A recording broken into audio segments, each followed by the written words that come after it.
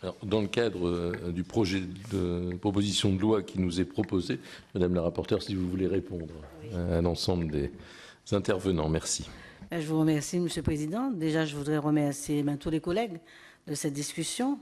Alors, je ne vais pas forcément répondre aux collègues de la majorité qui ont porté des arguments qui confortent les nôtres, mais permettez que je réponde aux trois collègues, et merci d'être là, de l'opposition. Donc, c'est vrai qu'on pouvait effectivement aller sur, traiter ça d'une façon réglementaire. Mais on se rend compte que depuis 18 mois, effectivement, on a déjà perdu 18 mois, que déjà c'était la proposition qui avait été faite et que la proposition de signature de charte, eh bien, on en est encore loin. Et dans les Outre-mer, il y a une seule charte qui a été signée. Donc on voit très bien que ça va très lentement et que de toute façon, si nous voulons aller plus vite, il faut absolument passer et légiférer et passer par la loi. Ensuite, sur le fait des produits, de la concurrence avec les produits venus de l'extérieur. Alors, l'article 2, tel qu'il existait, a été refondu au niveau, puisqu'il y a une réécriture de l'article 1er, et vous avez l'article 32-32-6 qui véritablement concerne les produits qui sont distribués en Outre-mer. Donc, et les produits de production locale, et également les produits venus de l'extérieur. Donc, on n'a pas seulement tapé sur les produits venus de l'Hexagone, puisque le premier, c'est les produits de l'Hexagone, et dans le deuxième, ça touche tous les autres produits qui sont produits localement, et également les produits qui viennent d'Amérique ou d'ailleurs.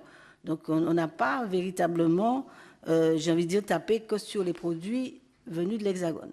Donc, tous les produits vendus en Outre-mer sont concernés par l'un ou l'autre des deux articles. Ensuite, oui, le problème de l'obésité, ce n'est pas dû seulement au sucre. Nous savons que c'est multifactoriel, et c'est ce que j'ai dit dans mon exposé. Nous avons également d'autres dispositions, mais je crois qu'il est important, et on l'a vu dans le cadre de la loi de régulation économique, qu'il y ait véritablement des textes spécifiques à l'outre-mer. Parce que des dispositions comme celle-là, qui seraient incluses dans un grand projet de loi de santé publique, je crois que ça passerait presque inaperçu.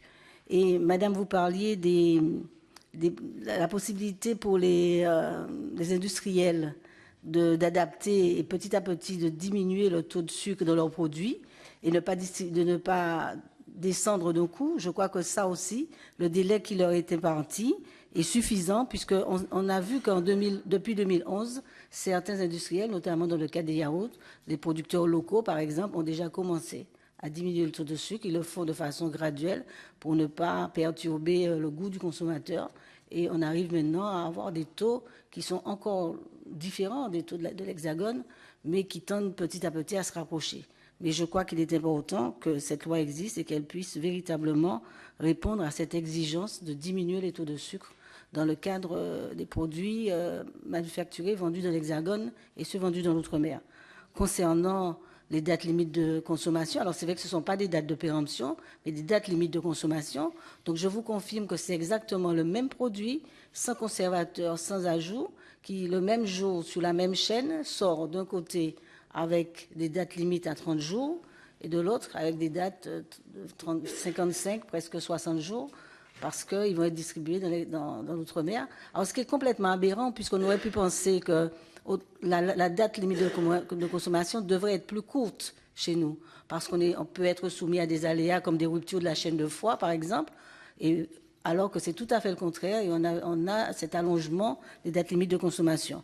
Alors, que disent les industriels? Ils nous disent, oui, la date limite de consommation est régie par des textes européens qui disent que c'est laissé à la liberté du producteur et que c'est lui qui décide de ces dates. Donc, ils peuvent très bien décider 30 jours pour l'Hexagone, 60 jours pour l'Outre-mer, ça ne les dérange pas. Moi, je pense qu'il y a une véritable inégalité sanitaire, puisque même si le produit, on ne peut pas dire qu'il soit impropre à la consommation, il a très certainement perdu de ses qualités gustatives, organoleptiques et tout. Donc, je pense que véritablement, entre 30 et 60 jours, ce n'est plus un produit frais. Alors, ça voudrait dire que les yaourts ici sont des produits frais parce qu'ils répondent à la règle des 30 jours. Et chez nous, nous avons des yaourts qui ne sont pas des produits frais puisqu'il faut interpréter cela comme cela. Donc, je crois que là, c'est véritablement une inégalité sanitaire aussi importante et aussi grave pour moi que l'inégalité concernant le sucre. Et il faut mettre fin à cela. Et concernant, vous dites qu'il faut passer par le règlement. Ça fait déjà un moment que ces différences entre les dates limites de consommation sont sues. Il y a eu des recours portés au niveau de la GCCRF et on se rend compte qu'il n'y a pas, quels que soient les procès-verbaux qui ont déjà été déposés, les producteurs continuent encore à avoir 2 dates limites de consommation pour le même produit. Donc je crois qu'il faut absolument passer par la loi si nous voulons arrêter mettre fin à cette inégalité. Donc je crois que j'ai répondu à peu près à toutes les observations, mais je constate quand même que pour vous, vous ne niez pas le constat et que vous êtes d'accord sur le constat et que de la nécessité véritablement de faire évoluer ces taux de sucre dans l'Hexagone et cette différence entre les taux de sucre entre l'Hexagone et les territoires d'outre-mer. Mais je pense qu'il faudra absolument légiférer si nous voulons qu'il y ait des résultats. Alors, Monsieur Dor est parti, mais c'est vrai qu'il disait... C'est bien? Je ne me trompe pas. Oui, je crois qu'il est parti. Mais il disait qu'on parlait d'un arrêté. Alors, l'arrêté, effectivement, sert à fixer la liste des produits. Puisque pour les produits qui sont produits localement ou les produits qui viennent de l'extérieur, qui n'ont pas leur similaire dans l'Hexagone, il faut bien qu'on s'arrête à une liste et qu'on dise quels sont les produits concernés. Donc c'est pour ça qu'il faudrait un arrêté conjoint des 2 ministres Santé et Outre-mer pour fixer cette liste. Et vous verrez que dans le texte, nous ne vous proposons même plus l'avis du Haut Conseil de Santé publique dans la mesure où, comme nous ne fixons plus un taux maximum, mais nous disons qu'il doit être moins sucré que le produit le plus sucré de métropole, on n'a plus besoin d'avis scientifique véritable de la haute autorité de santé publique. Donc c'est vrai que l'arrêté ne concerne que l'élaboration de la liste de produits concernés. Je crois que j'ai répondu un peu à toutes les observations. Bien, merci Madame la rapporteure.